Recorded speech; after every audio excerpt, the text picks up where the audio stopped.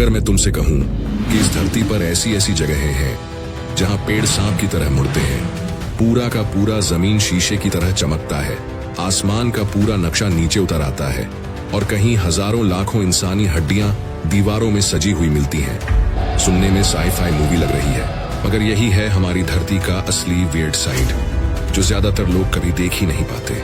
इस वीडियो में हम पूरी दुनिया घूमने वाले हैं, 15 ऐसी अजीब, डरावनी पर एकदम जादुई जगहों की सैर पर, जिन्हें देखकर दिमाग सच में बोल उठेगा, ये रियल है या VFX।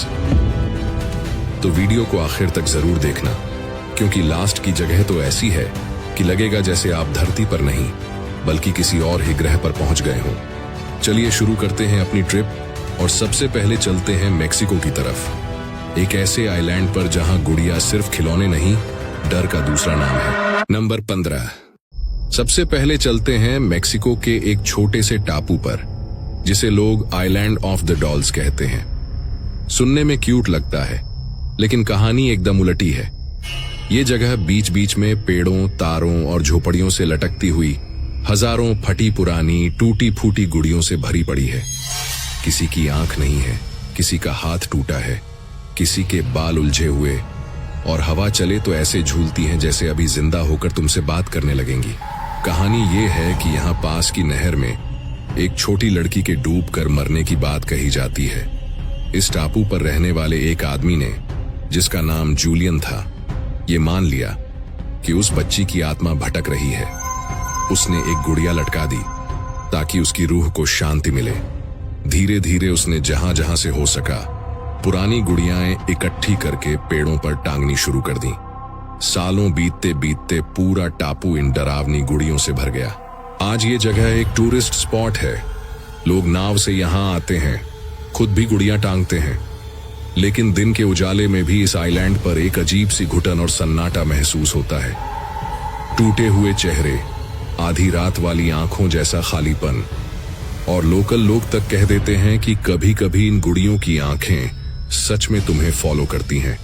अगर हॉरर पसंद है तो ये जगह तुम्हारी बकेट लिस्ट में पक्की जगह बना लेगी। नंबर 14। अब निकलते हैं समुद्र के उस पार, यमन के पास, एक ऐसे आइलैंड पर जिसे देखकर लोग बोलते हैं, ये धरती पर है ही कैसे। नाम है सोकोट्रा आइलैंड। ये जगह इतनी अलग है कि कई बार इसे एलियन प्लेनेट ऑन अर्थ कहा गया है। यहाँ के पेड़ पौधे, जमीन, सब कुछ एकदम अलग दिखता है। सबसे फेमस है ड्रैगन ब्लड ट्री, ऊपर से छतरी जैसा फैला हुआ पेड़, जिसकी टहनी नीचे की बजाय ऊपर की तरफ घनी जुड़ी होती है, और अगर उसकी रस निकालो तो वो लाल रंग का निकलता है, जैसे खून। दूर से देखने पर ऐसा लगता है जैसे हजारों उल्टे रखे हुए छाते लगे हों। इसके अलावा यहाँ के बॉटल ट्री, यानी बोतल जैसे मोटे तने वाले पौधे, पतली पतली टांगों पर टिके बड़े बड़े बोतल जैसे तने, और ऊपर फूल, ये सब मिलकर लैंडस्केप को सीधे किसी फैंटेसी गेम जैसा बना देते हैं। सोकोट्रा आइलैंड दुनिया के सबसे आइसोलेटेड आइलैंड्स में से एक है, इसलिए यहाँ के लगभग 1/3 पौधे दुनिया में कहीं और नहीं पाए जाता है। साइड में फिरोजी नीला समंदर, बीच में सफेद रेत, और ऊपर ऐसे टेढ़े मेढ़े पेड़। अगर आप नेचर लवर हो और भीड़ भाड़ से दूर रहना पसंद करते हो तो ये जगह आपके लिए किसी दूसरे ग्रह की ट्रिप जैसी होगी। नंबर 13। एक ऐसी दुनिया जहां प्यार नहीं, बस मौत की खामोशी रहती है।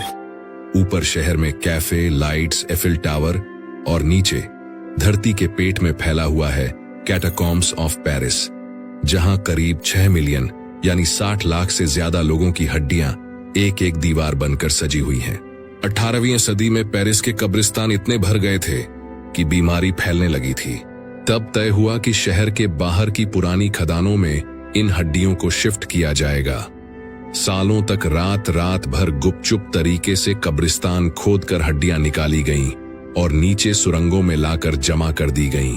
बाद में किसी ने सोचा कि इन्हें यूं ही ढेर में फेंकने की जगह पैटर्न में सजाया जाए। खोपड़ियों की लाइन, बाजू की हड्डियों से बनी दीवारें, कुछ जगहों पर तो क्रॉस और डिजाइन भी। आज जो हिस्सा पब्लिक के लिए खुला है वो बस पूरे नेटवर्क का बहुत छोटा सा पार्ट है, लेकिन अंदर घुसते ही ऐसा लगता है जैसे किसी और ही दुनिया में आ गए हों। ऊपर एक बोर्ड भी लिखा मिलता है जिसका मतलब है रुको, यहाँ से मौत की दुनिया शुरू होती है। टप टप करती नमी, ठंडी हवा और चारों तरफ इंसानी खोपड़ियां। अगर आप बंद जगहों से डरते हैं तो आपके लिए ये जगह किसी डरावने सपने से कम नहीं होगा। नंबर 12। अब चलते हैं तुर्की के उस हिस्से में जो इंस्टाग्राम की हर ट्रैवल फोटो में दिखता है, लेकिन असल में उससे भी ज्यादा जादुई है। नाम है कैपाडोसिया के फेरी चिमनीज। ये पूरा इलाका लाखों साल पुराने ज्वालामुखी के लावा से बना है। लावा ठंडा होकर मुलायम पत्थर बना और फिर हवा पानी ने धीरे धीरे उसे काट काट कर अजीब अजीब नुकीले लंबे लंबे मशरूम जैसे आकार दे दिए। कुछ जगहों पर ये इतने ऊंचे ऊंचे खंभों जैसे लगते हैं जैसे किसी ने पत्थर के टावर खड़े कर दिए हों।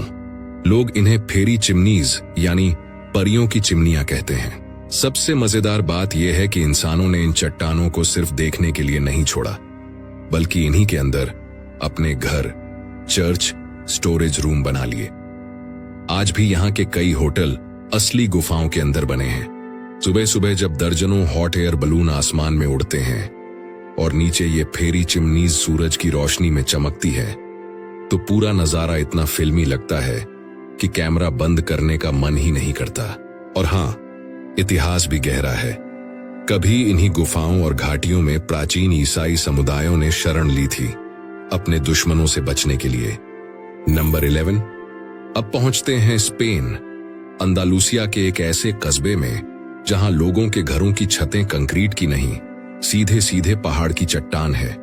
इस जगह का नाम है सेटेनिल द लास बोदिगास। यहाँ पूरा शहर एक गहरी घाटी के किनारे किनारे बसा है और ऊपर से एक विशाल चट्टान ऐसे झुकी हुई है जैसे किसी ने आधा पहाड़ उठाकर घरों के ऊपर रख दिया हो। कुछ गलियों में आप चलोगे तो एक तरफ सफेद सफेद घर, दूसरी तरफ मोटी चट्टान सीधे सिर के ऊपर से निकली हुई। कई घरों के पीछे की दीवार और छत पूरी की पूरी नेचुरल रॉक है, बस आगे की तरफ इंसान ने दीवार बना दी। गर्मी में ये चट्टान घरों को ठंडा रखने का काम करती है और सर्दियों में थोड़ा गर्म। दिन में यहाँ की गलियां कैफे, बार और छोटी छोटी दुकानों से भरी रहती हैं। लेकिन ऊपर झुका हुआ इतना भारी पत्थर देखकर दिल में एक बार तो ये ख्याल आता ही है, ये टांगा हुआ कैसे है, अभी गिर न पड़े। सालों से ऐसे ही टिका है और यही इस शहर की सबसे बड़ी खासियत है। नंबर 10। अब चलते हैं चीन के यूनान प्रांत में, जहां धरती ने पत्थरों का जंगल उगा दिया है। नाम है स्टोन फॉरेस्ट या शिलिन। दूर से देखो तो लगता है जैसे हजारों पेड़ों की तरह सीधे सीधे खंभे खड़े हों, लेकिन पास जाओ तो पता चलता है कि ये सब चूना पत्थर की चट्टानें हैं जो करोड़ों साल पहले समुद्र के अंदर जमा हुए थे और धीरे धीरे धरती के ऊपर उठकर बारिश हवा से कट कट कर आज के अजीब शक्लों में बदल गए। कहीं पत्थर की पतली सी चट्टान ऊपर से चौड़ी, नीचे से पतली, कहीं 2-3 खंभे साथ साथ, कहीं पत्थरों के बीच से इतनी पतली पतली गली कि बस एक इंसान निकल पाए। लोकल लोग यहाँ के बारे में कई कहानियां सुनाते हैं। किसी के हिसाब से ये पत्थर एक दूसरे से बिछड़े हुए प्रेमी हैं जो पत्थर बन गए, तो किसी के लिए ये धरती के पत्थर के पेड़ हैं। जो भी हो, यहाँ चलना ऐसे लगता है जैसे किसी नेचुरल मेज में घुस गए हों, जहां हर मोड़ पर नया सरप्राइज है। नंबर 9। अब चलते हैं ब्राजील के उत्तर पूर्वी हिस्से में, जहां रेत का रेगिस्तान भी है और झीलें भी, लेकिन दोनों का जोड़ इतना अजीब है कि आंखें यकीन नहीं करती। ये है लेंसोइस मारानहेंसिस नेशनल पार्क। यहाँ किलोमीटर तक सफेद सफेद रेत के ऊंचे ऊंचे टीले फैले हैं जो दिखने में बिल्कुल किसी डेजर्ट जैसे लगते हैं। लेकिन फर्क ये कि ये असली रेगिस्तान नहीं, क्योंकि यहाँ साल में इतनी बारिश होती है कि इन टीलों के बीच बीच में पानी भरकर सैकड़ों नीली हरी झीलें बन जाती हैं। ऊपर से ड्रोन से देखें तो लगता है जैसे सफेद चादर पर किसी ने नीले हरे रंग के स्ट्रोक्स मार दिए हों। बारिश के बाद के महीनों में लोग इन झीलों में तैरते हैं, कूद कूद कर मजे करते हैं। मजेदार बात यह है कि कुछ झीलों में छोटी छोटी मछलियां भी मिलती हैं, जिनके अंडे रेत में छुपकर सूखे मौसम में भी बच जाते हैं और बारिश आते ही फिर जिंदा हो जाते हैं। एक तरफ रेत, एक तरफ स्विमिंग पूल जैसे साफ पानी की नेचुरल झील, ये कॉम्बिनेशन दुनिया में कहीं और नहीं मिलता। नंबर 8। अब चलते हैं पोलैंड के एक शांत से जंगल में, जहां पेड़ सीधे ऊपर नहीं बल्कि पहले 90 डिग्री मुड़कर फिर ऊपर जाते हैं। इस जगह को कहा जाता है क्रूक्ड फॉरेस्ट। लगभग 400 के करीब पाइन्स यहां एकदम एक जैसी टेढ़ी हैं। जमीन से थोड़ी ऊपर आते ही उनका तना उत्तर की तरफ गोलाई में मुड़ता है और फिर सीधा ऊपर चला जाता है, जैसे किसी ने इन्हें हाथ से मोड़कर छोड़ दिया हो। सबसे अजीब बात, ये सब एक ही उम्र के हैं और आसपास के बाकी पेड़ बिल्कुल नॉर्मल, सीधे सीधे। क्यों ऐसे हैं, इसका कोई पक्का जवाब आज तक नहीं मिला।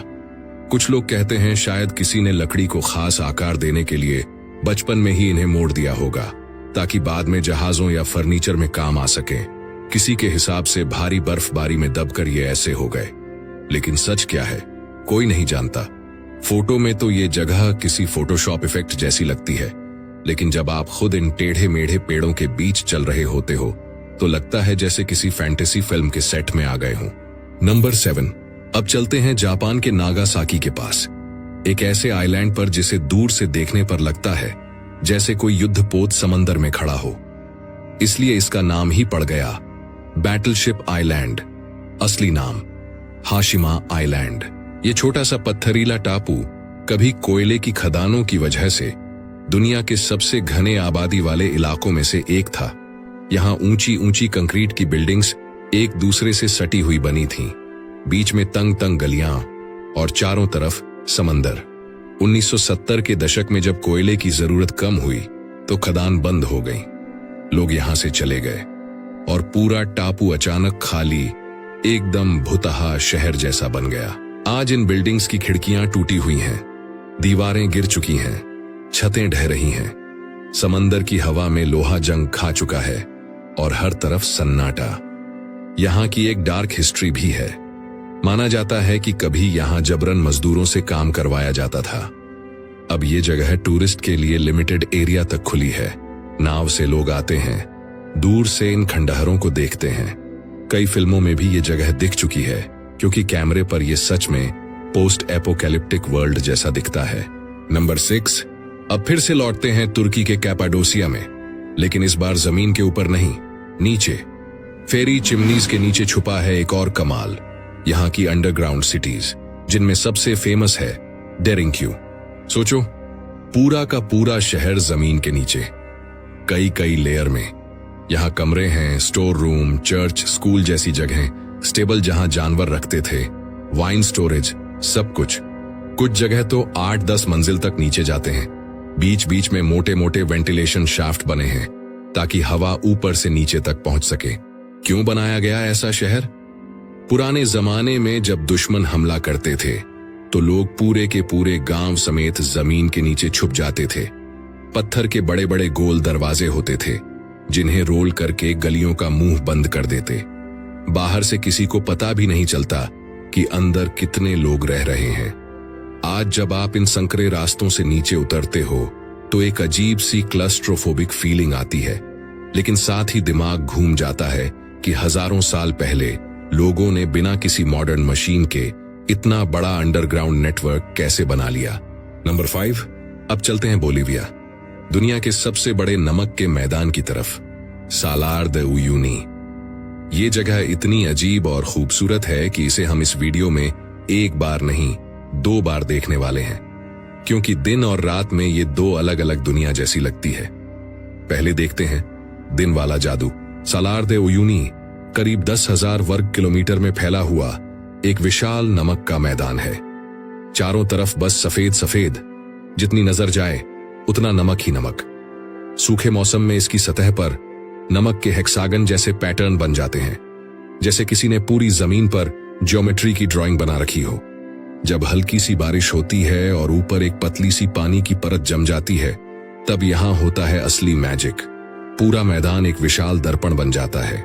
आसमान, बादल, सूरज, सबकी तस्वीर नीचे के पानी में इतनी क्लियर दिखती है कि समझ नहीं आता कहां जमीन खत्म हो रही है और कहां आसमान शुरू। लोग यहां खड़े होकर एक से एक क्रिएटिव फोटो लेते हैं। कोई ऐसे पोज देता है जैसे वो खिलौने से निकलकर भाग रहा हो, कोई किसी को जूते से कुचल रहा हो, क्योंकि बैकग्राउंड में कोई दूरी का अंदाजा ही नहीं लगा सकता। यहां घूमते समय सच में एक पल को लगता है कि आप किसी वैकल्पिक दुनिया में आ गए हों। नंबर 4, अब अमेरिका के नेवादा स्टेट में चलते हैं, एक ऐसी चीज देखने जो लगती है जैसे धरती ने खुद कोई रंग बिरंगा फाउंटेन ऑन कर रखा हो। नाम है फ्लाई गीजर। ये कोई हजारों साल पुरानी नेचुरल चीज नहीं, बल्कि इंसानी गलती से बना अजूबा है। 1960s में यहां पानी की तलाश में एक कुआं खोदा गया। ड्रिलिंग के दौरान गर्म जियोथर्मल पानी का सोर्स निकल आया। बाद में कुएं को ठीक से बंद नहीं किया गया और लगातार गर्म पानी बाहर आता रहा। उस पानी में घुले मिनरल्स, खासकर कैल्शियम कार्बोनेट, धीरे धीरे जमा होते गए और उन्होंने एक रंग बिरंगी अजीब सी आकार वाली चट्टान बना दी, जिसके ऊपर से अब भी गर्म पानी फव्वारे की तरह निकलता रहता है। इस चट्टान पर लाल, हरे, पीले रंग दिखते हैं, जो सिर्फ मिनरल्स की वजह से नहीं, बल्कि उन पर उगने वाले खास तरह के एल्गी और माइक्रो ऑर्गेनिज्म की वजह से भी हैं, जो गर्म पानी में भी आराम से रहते हैं। दूर से देखने पर यह जगह सच में किसी एलियन प्लैनेट की फोटो जैसी लगती है। ये एक प्राइवेट रैंच पर है, तो यहां जाना उतना आसान नहीं, लेकिन जो भी इसे पास से देखता है उसकी आंखें कुछ देर के लिए वहीं अटक जाती हैं। नंबर 3, तुर्कमेनिस्तान के रेगिस्तान में एक ऐसी जगह है जिसे देखकर लगता है जैसे धरती फट गई हो। इसे डोर टू हेल कहा जाता है। आग से जलता हुआ एक विशाल गड्ढा जो दिन रात बिना रुके धधकता रहता है। चारों तरफ वीरानी, ऊपर खुला आसमान और बीच में जलती हुई आग। ऐसा लगता है मानो धरती के नीचे छुपा हुआ नरक अचानक बाहर आ गया हो। रात के समय इसकी लपटें इतनी तेज चमकती हैं कि दूर से ही आसमान लाल दिखने लगता है और हवा में फैली गैस की गंध रोंगटे खड़े कर देती है। इस डरावनी जगह की कहानी भी उतनी ही खतरनाक है। सालों पहले यहां जमीन धंस गई थी और नीचे से जहरीली गैस निकलने लगी। वैज्ञानिकों ने सोचा कि आग लगा देने से गैस कुछ ही दिनों में खत्म हो जाएगी, लेकिन आग बुझी ही नहीं। दशकों बाद भी यह गड्ढा लगातार जल रहा है, जैसे किसी अदृश्य ताकत ने इसे जिंदा रखा हो। आज यह जगह इंसान की एक छोटी सी गलती और प्रकृति की भयानक ताकत का सबूत बन चुकी है। एक ऐसा दरवाजा जिसे देखकर हर कोई बस इतना ही कहता है, अगर नरक सच में होता है तो शायद ऐसा ही दिखता होगा। नंबर 2, अब चलते हैं चेक रिपब्लिक के एक छोटे से कस्बे में, जहां एक चर्च है, लेकिन यह चर्च लकड़ी या मार्बल से नहीं, हड्डियों से सजा हुआ है। लोगों ने इसका निकनेम ही रख दिया, चर्च ऑफ बोन्स। असली नाम है सेडलेक ऑस्वेरी।